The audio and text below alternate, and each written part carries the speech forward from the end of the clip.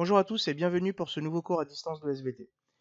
Jusqu'à présent, nous avons travaillé essentiellement sur le corps humain avec les différentes fonctions vitales. La circulation sanguine, le dernier chapitre, la respiration, la digestion, les besoins des organes. Mais parmi toutes ces fonctions vitales, il y en a une qui l'est tout autant, c'est la reproduction. Chez les animaux comme chez les végétaux, la reproduction est un phénomène qui fait partie du cycle de vie d'un être vivant. Et pour aborder ces différents types de reproduction chez les animaux, eh bien, nous allons travailler sur quelques exemples choisis que vous avez vus sur les fiches pour aujourd'hui. Les objectifs de la séance sont les suivants. Eh bien, vous allez devoir connaître les différents types de reproduction chez les animaux et savoir les expliquer. On commence donc avec la reproduction chez la poule. C'est le premier exemple que vous avez sur votre document. Tout le texte explique ce qu'il se passe au niveau de la reproduction chez la poule, mais je vais vous apporter quelques étapes supplémentaires. On va commencer par le document 1. Le document 1, avec cette interprétation ici, nous permet de voir ce qui se passe à l'intérieur. On voit ici le mâle qui est présent sur la femelle et qui, par l'intermédiaire de ses testicules, va libérer des spermatozoïdes qui vont aller féconder les ovules qui se retrouvent dans le corps de la femelle. La fécondation se fait donc dans l'oviducte, c'est ce que l'on appelle l'oviducte chez la poule, ici, et la fécondation correspond à la rencontre d'un seul spermatozoïde avec un seul ovule. La partie qui va être reproduite ici, on le voit bien, on le voit ici sur cette image. Voici les ovules qui sont libérés par la poule. Lorsqu'un ovule est fécondé par un spermatozoïde, eh bien un embryon va pouvoir se développer à l'intérieur, c'est ce que l'on indique dans le texte. Rassurez-vous, les œufs que l'on consomme et que l'on achète en supermarché, eh bien n'ont pas été fécondés. Il s'agit d'ovules, comme cela, qui se sont recouverts ici d'une coquille pour les protéger. Chaque jour, une poule peut pondre un ou plusieurs œufs. Si la poule a été avec un coq, il peut y avoir un embryon qui se développe à l'intérieur. Si la poule n'a pas vu de coq, eh bien, il n'y aura jamais d'embryon qui se développera à l'intérieur. Il s'agira uniquement d'un ovule non fécondé que l'on consomme. Voici ici la photo d'un spermatozoïde qui est une cellule très très petite, puisque vous voyez ici le grossissement fois 1000, et l'ovule ici qui n'a pas été fécondé. Si jamais l'ovule est fécondé, on peut observer ici se former donc ce qu'on appelle un embryon. L'embryon va petit à petit se développer grâce aux réserves qui sont incluses ici dans le document, dans l'œuf. Et si on observe ici différents stades d'œufs à différents moments de la formation, ce que l'on appelle l'embryogénèse, la formation du poussin, au départ on voit cette petite tache claire qui est ici, qui petit à petit va se transformer. Petit à petit, regardez, on commence à voir apparaître les yeux de futurs poussins et il faut environ 21 jours pour former un poussin complètement. Au moment où le poussin s'est complètement développé, il va pouvoir, grâce à son bec, percer la coquille et pouvoir sortir et assumer une vie autonome une fois qu'il a utilisé toutes les réserves qui étaient contenues dans l'ovule. Pour remplir le tableau concernant la poule, il s'agit donc d'un type de reproduction sexuée puisqu'elle nécessite l'intervention d'un mâle et d'une femelle. Elle est bien entendu ovipare puisque l'enfant se développe dans un œuf. La fécondation se fait à l'intérieur du corps de la femelle, donc on dit qu'elle est interne. Il y a bien entendu un accouplement comme nous l'avons vu avec le coq qui monte sur la poule.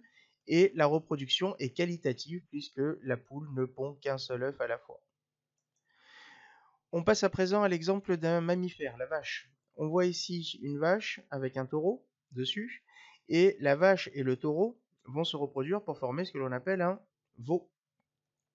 De la même façon que pour le coq et la poule, ici le taureau va introduire son pénis à l'intérieur du vagin de la vache, les spermatozoïdes vont être libérés pour retourner ici jusqu'à l'ovaire, et où se trouvent les ovules.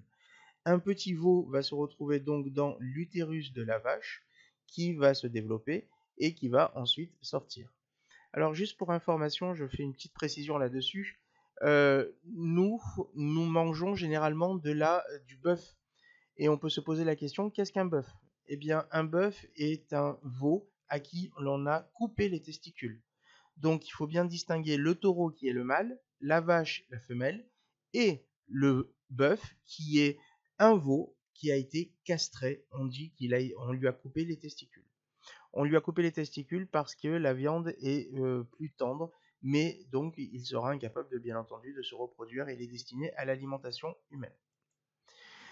Tous les documents sont ici. Donc, on vous parle ici d'un accouplement qui se termine par une éjaculation du mâle. L'éjaculation, c'est la libération des spermatozoïdes dans les voies génitales féminines. Chez la vache, il faut à peu près 9 mois de gestation, c'est-à-dire c'est à peu près comme l'équivalent de la grossesse. C'est à peu près la même chose que chez l'être humain ici, mais les différences de gestation varient énormément d'une espèce à l'autre. Pour la vache, on peut donc remplir le tableau suivant. Le type de reproduction est sexué avec un mode de une fécondation interne, externe et une qualitative avec ici, ça arrive, un mode de reproduction qui est vivipare puisque le petit, le veau, se développe dans le corps de la femme, de la vache.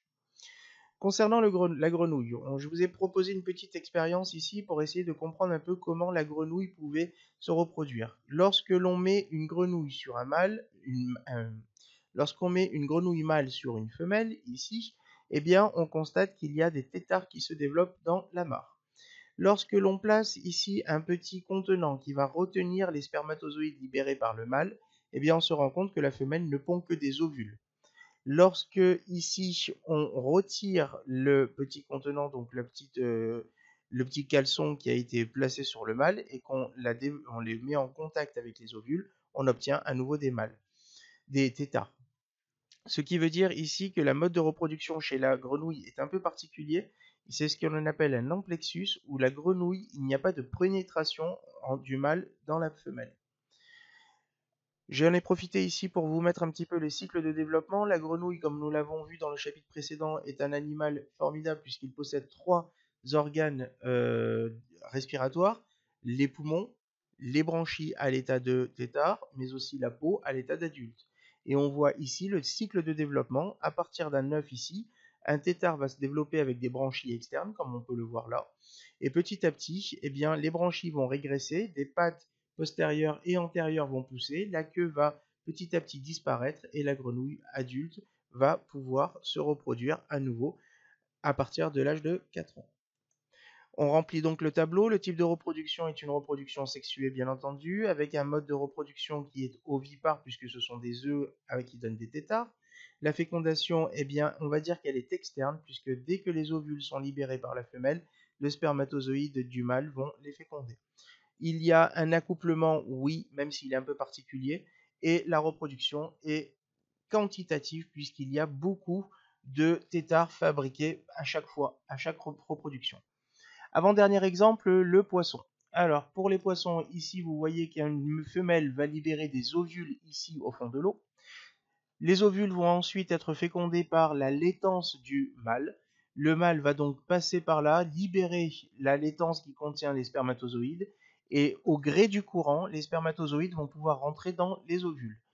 À partir de là, on va dire qu'un alevin va se développer, c'est ce qu'on appelle un bébé poisson, un alevin, et bien va se développer dans un premier temps dans l'œuf, puis va être libéré dans l'eau. À partir de là, il sera bien entendu très vulnérable et pourra servir aussi de nourriture à beaucoup. C'est la raison pour laquelle il va falloir produire beaucoup d'œufs.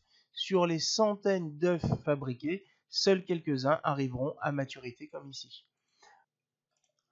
Quand on remplit le tableau, il s'agit d'une reproduction sexuée avec un mode ovipare. La fécondation est externe, il n'y a pas d'accouplement et la reproduction est quantitative. Dernier exemple qui vous a posé peut-être le plus de problèmes, il s'agit de l'anémone. C'est un mode de reproduction un peu particulier que je vais vous montrer en vidéo.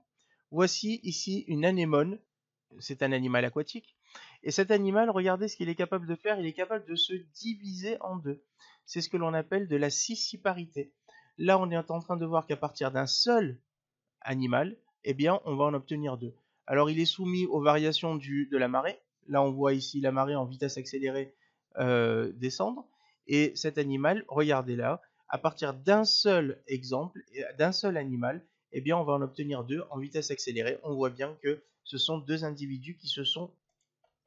Pour terminer de remplir ce tableau, eh bien, l'anémone a un mode de reproduction asexué, qui n'est ni ovipare ni vivipare. Il n'y a absolument pas de fécondation. L'accouplement ne se fait pas et c'est une qualitative puisque on ne peut pas obtenir beaucoup d'anémones de mer. C'est le cas pour certains autres êtres vivants. L'anémone de mer pour la reproduction asexuée C'est le cas d'un certain nombre d'êtres vivants qui ont ce mode de reproduction asexuée beaucoup plus fréquent chez les végétaux que chez les animaux, mais chez les animaux, il y a par exemple les étoiles de mer qui sont capables de régénérer à partir de se couper en deux et de se régénérer par la suite. Mais ils possèdent aussi un mode de reproduction asexué. Certains animaux peuvent combiner la reproduction sexuée et la reproduction asexuée. Pour terminer ce cours, voici donc le cycle de développement d'une espèce à reproduction sexuée. Eh bien, ce sont des termes que vous devez connaître si ce n'est déjà fait. Il va falloir à chaque fois ce que l'on appelle un mâle, le spermatozoïde, et que la femelle apporte un ovule, c'est ce que l'on appelle les gamètes. Les gamètes sont les cellules sexuelles.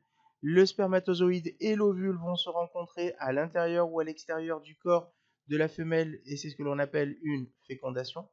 La première cellule qui est issue de cette fécondation s'appelle une cellule œuf qui va se développer pour donner un embryon. L'embryon va ensuite grandir pour former un jeune et lorsque le jeune sera en âge de reproduire, on dira qu'il sera adulte. Les adultes produisent les gamètes. Voici donc le cycle de vie d'une espèce, le cycle de développement d'une espèce à reproduction sexuée. Je vous invite à recopier à présent le cours qui est déposé sur le NT et sur Pronote que vous devez recopier donc sur votre cahier tout en corrigeant et complétant le tableau. À la semaine prochaine. Au revoir.